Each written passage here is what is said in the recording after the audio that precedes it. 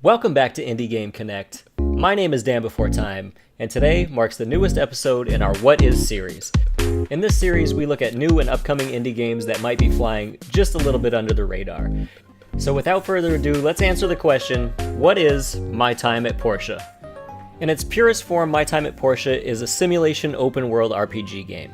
And the popular description amongst people that know about this game is that it is a 3D Stardew Valley. And after spending my fair share of hours exploring the ins and outs of this game, I wouldn't exactly say that's unfair. And being that Stardew Valley was one of my favorite games of 2016, I also don't think that's a bad thing by any means. But on the other hand, My Time at Portia does do plenty to differentiate itself from Stardew Valley. So let's start with the basics. The world is set in a post-apocalyptic setting, and if I do say so myself, this is the cutest, brightest, happiest post-apocalypse I've ever seen. So as we begin the game, we arrive at the shores of Portia to discover that we've been gifted a workshop from our long-lost father. After a brief tour around the town from Presley and a quick tutorial, we learn that humans are few and relics from the past are scattered everywhere around the world. Our mission as a newly minted workshop owner is basically to build things with relics from the past for the betterment of the entire society, and the goal of the game is to make the workshop as big as possible. And one of the main ways you're going to go about doing this is accepting commissions.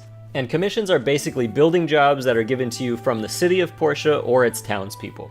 And upon completing these commissions, you'll earn experience and money, which allows you to buy better equipment, accept more complex commissions, and buy land to expand your workshop. So needless to say, you're going to be spending a lot of your days gathering materials from the open world. You'll be cutting down trees for wood, you'll be picking up herbs, you'll be mining in ruins, and you'll generally just be enjoying your time exploring the beautifully crafted areas within this game. There's also two types of dungeons to explore in Portia. There are abandoned dungeons. Abandoned dungeons are really relaxing experiences, and they're there simply for you to go in and gather resources. And then we also have hazardous dungeons, and this is where you're going to go to fight monsters and gain loot. And the time you spend in Portia wouldn't be complete without getting to know the townspeople. All the NPCs have their own unique behaviors. Characters will go to school, they'll do their jobs, they'll work out, they'll have fun, and they also have unique backstories for the player to uncover over the course of the game. You'll be able to make friends, get into relationships, and those relationships may even end up in a marriage. So if you've spent any time playing or even watching Stardew Valley, you're probably starting to sense the similarities with these two games. So I wanted to give you some of my takeaways from my time spent in the game. Structural similarities aside, they're actually vastly different experiences. And for me, that started with the 3D presentation of this game. I loved it, and the immersion was immediate and deep for me. I loved being inside Portia, I loved meeting its town folks, and I loved the feeling of contributing to this little town. And even though the two games share a similar time, day, and date structure, My Time at Portia ended up being a far more relaxing experience for me than Stardew Valley. And I think that was mostly because I never felt like I had to micromanage every second of my day in order to complete what I needed to complete. And that completion is the carrot on the end of the stick in this game. There's always something to do, there's always something to work towards, and that keeps you going and driven in just such a fantastic, well-paced, fun way. And the focus on building over farming makes this game a crafter's dream. If you're someone who enjoys crafting games and figuring out how to maximize productivity, you're going to love the crafting system that is available in My Time at Portia.